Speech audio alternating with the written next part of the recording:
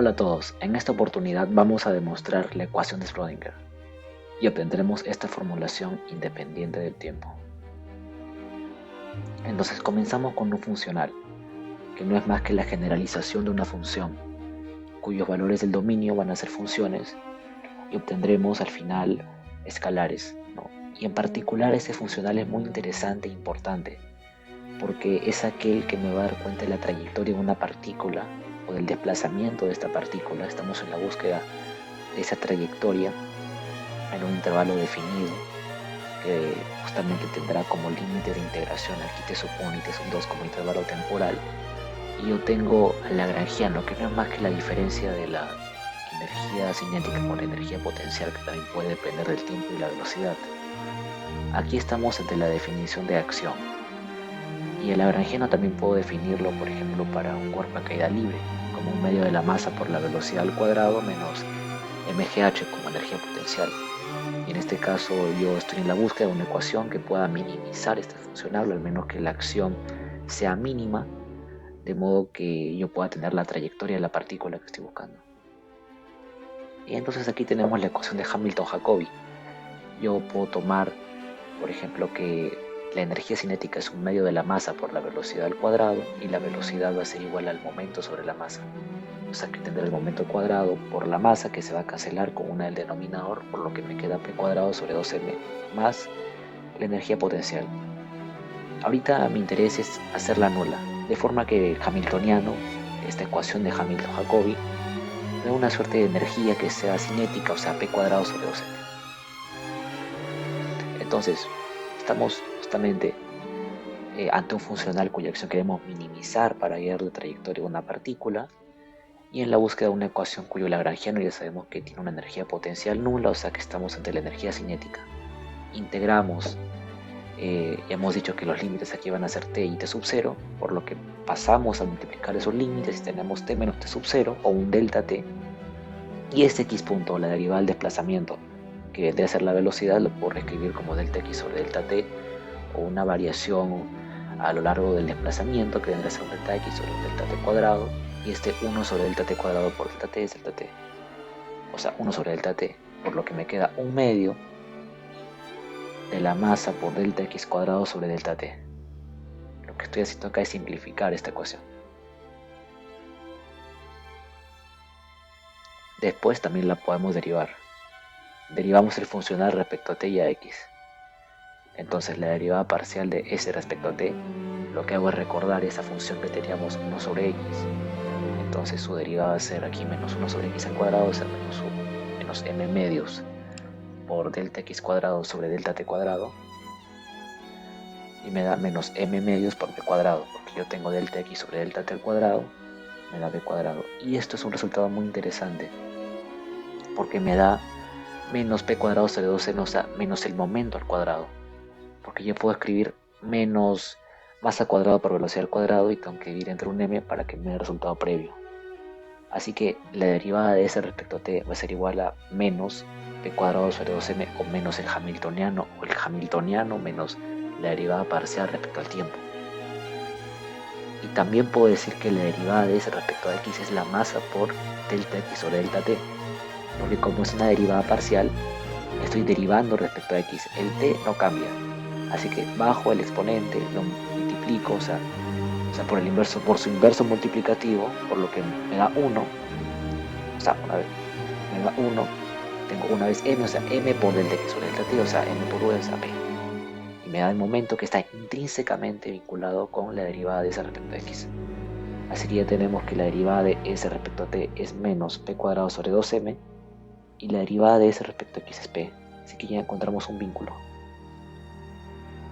Y ahora bueno, estamos en la búsqueda de esa ecuación que pueda satisfacer estas derivadas, y no es más que justamente una acción, una s, justamente cuya derivada respecto a x sea p, o sea, un término que sea más px y otro término que sea menos et, y arreglándolo me da que justamente el hamiltoniano es igual a menos la derivada parcial de s respecto a t, y esto va a ser un elemento de fase. Esto quiere decir que se va a encontrar precisamente la fase de un número complejo que debe ser adimensional. Aquí yo tengo un número complejo cuya fase es kx menos wt. Esto quiere decir que la función de onda va a ser igual a e a la i kx menos wt. Yo voy a considerar acá e a la i menos et entre h barra más px sobre h barra. ¿Por qué? Porque yo tengo aquí la energía por el tiempo. O sea, tengo julios por segundo. Y justamente las unidades, o sea, en términos dimensionales de h barra son unidades de energía por unidades de tiempo, o sea, julios por segundo. Y julios por segundo es lo mismo que decir unidades de trabajo, o sea, newtons por metros por segundos. ¿Y aquí qué tenemos? Entonces tenemos que newtons, o sea, la fuerza es igual a la masa por la aceleración. O sea, yo tengo unidades de masa, kilogramos, por aceleración, metros por segundos al cuadrado. Por metros por segundos me da metros al cuadrado. Y después yo tengo un s al cuadrado, o sea, metros por segundos al cuadrado. Yo tengo s a la menos 2 por s. Y todo esto implica que está dividiendo entre s. ¿Ok? Un s a la menos 1. Y aquí, o sea, tengo unidades de longitud al cuadrado por unidades de masa por unidades de tiempo a la menos 1. Y eso también está vinculado con el px. ¿Por qué? Porque el px, o sea, son unidades de momento que voy a tener justamente kilogramos la masa por la velocidad, metros por segundos al cuadrado, por metros porque es por x, o sea, por metros al cuadrado por s a la menos 1. Y esto justamente es lo mismo que regresar a este julios por segundo. Así que si dividimos todas estas unidades por h barra, que también está en julios por segundo, todo esto será adimensional, toda esta fase. Justamente esto de acá es S, que lo vamos a tomar en la fase. Claro que aquí tenemos la I porque estamos ante la identidad de Euler. Entonces recordemos la ecuación de una onda mecánica periódica progresiva, que se manifiesta de esta forma como la perturbación o la vibración en un medio que se va propagando, que no es más que la amplitud por el coseno de 2pi sobre lambda, o sea, justamente sk, por x menos wt, que es 2pi por la frecuencia, o entre el periodo. O sea que la frecuencia va a ser igual a w sobre 2pi. Esto va a ser importante. Y esto lo podemos simplificar a través de la ecuación de la identidad de Euler. Reescribimos la fase de esta forma, justamente con lo que vimos anteriormente. Me queda que la función es igual a e a la i kx menos wt. Y yo voy a tomar únicamente la parte real de la expresión de Euler. O sea, la parte real del número complejo. Y aquí podemos regresar, por ejemplo, partiendo de la hipótesis de De Broglie, yo puedo decir que E es igual a h por la frecuencia o h por c sobre lambda, y eso puede ser que es igual a ms cuadrado. Lo estoy diciendo como una comparación entre la expresión de la energía tal y como la postula la ecuación de Planck-Einstein con la ecuación de la relatividad especial. Aquí esto se va, y por una simple regla de 3 puedo decir que lambda es igual a que h por m sobre c a la menos 1, o sea, m por una velocidad al fin y al cabo. O sea que lambda es igual a h sobre p.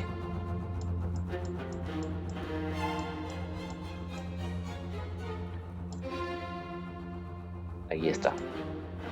Entonces vamos a simplificar el número de onda con la constante de Dirac, que es h barra, que justamente tiene unidades de energía por tiempo, pero que h barra también va a ser igual a h sobre 2pi, por lo que 2pi va a ser igual a h por h barra a la menos 1, lambda h por p a la menos 1, y me queda p sobre h. O sea, acá, justo ese p sobre h que también está vinculado con la acción que habíamos encontrado anteriormente. Y bueno, tenemos aquí la expresión de la función onda.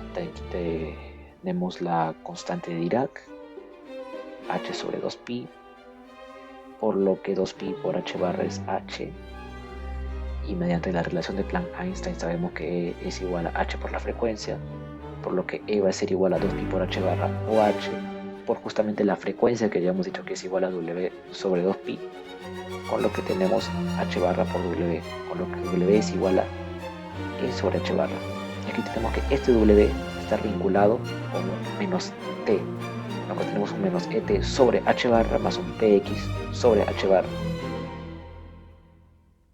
Y ahí partiendo otra vez de la ecuación de Hamilton-Jacobi, tenemos que es igual a p cuadrado sobre 2m más bx.